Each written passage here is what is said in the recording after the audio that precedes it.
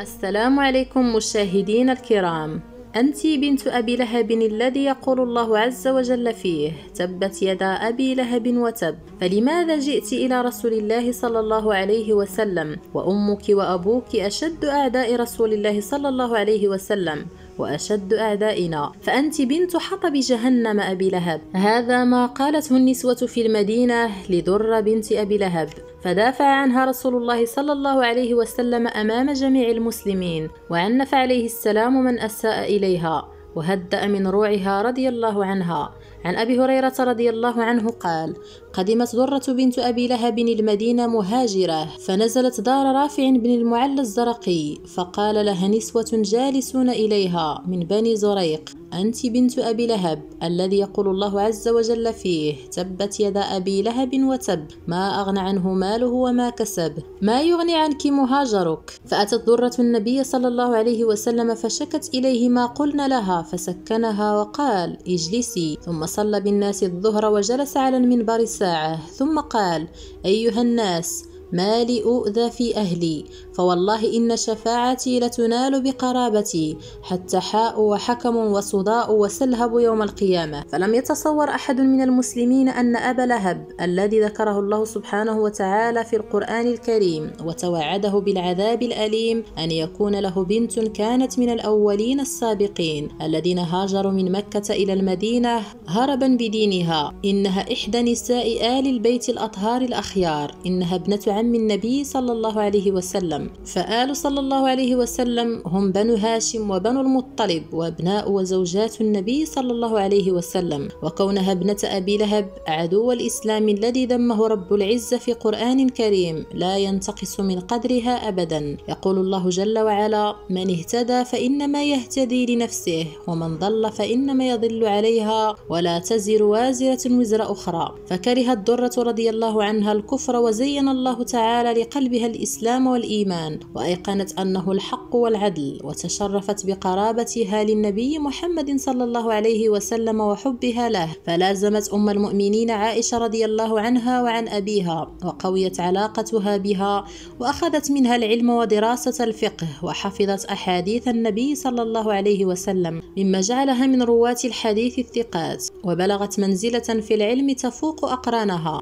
روت درة رضي الله عنها عن النبي صلى الله عليه وسلم حديثا واحدا، فقد روي عنها أنها قالت: قام رجل إلى النبي صلى الله عليه وسلم وهو على المنبر، فقال: يا رسول الله، أي الناس خير؟ فقال صلى الله عليه وسلم: خير الناس أقرأهم وأتقاهم وآمرهم بالمعروف وأنهاهم عن المنكر وأوصلهم للرحم. وكان النبي صلى الله عليه وسلم يكرمها. وفي إحدى زياراتها لأم المؤمنين عائشة رضي الله عنها دخل النبي صلى الله عليه وسلم وقال: ائتوني بوضوء. فركضت السيدة عائشة رضي الله عنها وسبقتها درة وصبت للنبي صلى الله عليه وسلم فتوضأ ورفع عينيه وقال: أنت مني وأنا منك. فكانت رضي الله عنها شاعرة ولها أبيات في يوم الفجار. وكان لها 3 إخوة من أبيها وأمها، وهم عتيبة وعتبة ومعتب، وقد أسلم جميع أبناء أبي لهب إلا واحدا منهم وهو عتيبة، وقد أصابته دعوى رسول الله صلى الله عليه وسلم حين قال له: اللهم سلط عليه كلبا من كلابك. وذلك عندما طلق أم كلثوم ابنة النبي صلى الله عليه وسلم. بل لم يكتفي عتيبة بذلك كأخيه عتبة الذي أمره أبواه بتطليق بنات النبي صلى الله عليه وسلم، إنما ذهب عتيبة إلى النبي صلى الله عليه وسلم وسبه واشتد في إهانته، قيل أنه قطع قميصه صلى الله عليه وسلم، فهلك إثر تلك الدعوة وهو مسافر في تجارة له إلى الشام. وتزوجت السيدة درة رضي الله عنها قبل إسلامها من الحارث بن عامر بن نوفل، فولدت له الوليد وأبا الحسن ومسلم، ثم قتل يوم بدر كافرا. عن عبد الله بن إدريس قال: سمعت عمرو بن عثمان يحدث عن ابن أبي حسين قال: كانت درة بنت أبي لهب عند الحارث بن عبد الله بن نوفل، فولدت له عقبة والوليد وأبا مسلم، ثم أتت النبي صلى الله عليه وسلم بالمدينة، فأكثر الناس في أبويها، جاءت إلى النبي صلى الله عليه وسلم فقالت: يا رسول الله،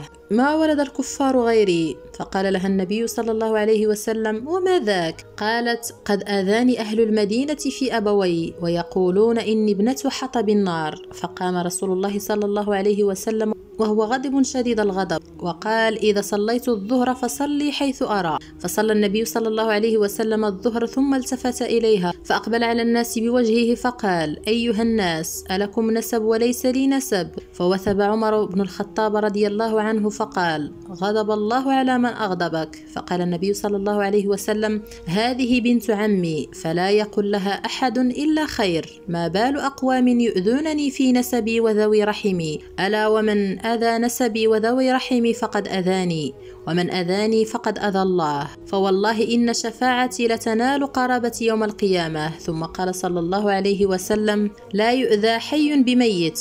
ولما رجع قال لدرة: أغضب الله من أغضبك، أو أغضب الله من أغضبك. وتوفيت درة رضي الله عنها سنة 20 للهجرة في خلافة سيدنا عمر بن الخطاب رضي الله عنه. فاللهم ارحمها وارض عنها وارض عنا معها ومع الصحابة أجمعين، وأحسن أعمالنا كلها واجعلها صالحة خالصة لوجهك الكريم. اللهم أحسن خاتمتنا يا رب العالمين برحمتك يا أرحم الراحمين. هذا والله تبارك وتعالى أعلى وأعلم، وصل اللهم وسلم وبارك على سيدنا محمد وعلى آله وصحبه أجمعين. دمتم في رعاية الله وأمنه، والسلام عليكم ورحمة الله وبركاته.